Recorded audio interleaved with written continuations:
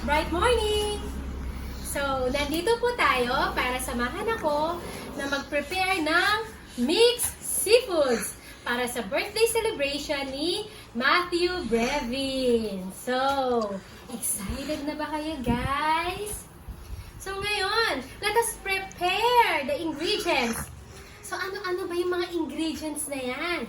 So, nandito yung bawang or garlic, oyster sauce, ketchup, pepper or paminta, sugar, salt, cajun sauce. Actually, masarap daw to. Pero first time lang namin gagamitin to. Or first time ko lang palang gagamitin to.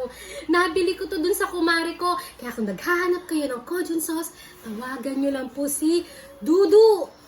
Search nyo lang po yan sa Facebook. Lalabas yung name niya. Si Dudu Figueroa. Okay?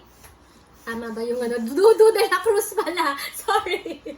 And then, Sprite. Yan, para pampalasa. Tapos ito naman po yung mga seafoods natin. Here are the sugpo or ulaw. Oh. Ang laki, di ba? Parang, ay, kamusta? So, ito pa, guys. Ito naman yung alimasag. So, fresh na fresh yan. Kanina sinipit niya ako. Actually, gumagalaw pa siya kanina. Pero ngayon, deads na yata siya. Deads na siya. So, yan. And then, ito pa po, ang ating tahong. Masarap yan.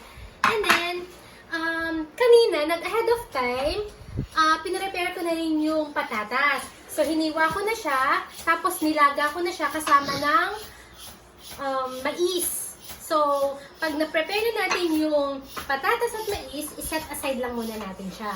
Okay? So, guys, okay, ready na kayo? Ngayon, let us mince the garlic. Okay, kailangan hiwain muna natin siya. Tara dito, kuya. Tignan mo ako, lumapit ka. Ayan, lumapit ka. Ito, yung garlic, babalatan muna siya. Ayan, okay? Ayan, babalatan muna, di ba? Tapos, at saka mo siya hihiwain. So, be careful ha, kasi baka mamaya masugatan ka. Pag hindi ka expert, di ba? Ping, ping, ping, ping, ping, ping, ping, ping, ping, ping, ping. Ganyan. So, yan. Kailangan lahat yan. Mas masarap kasi maraming garlic.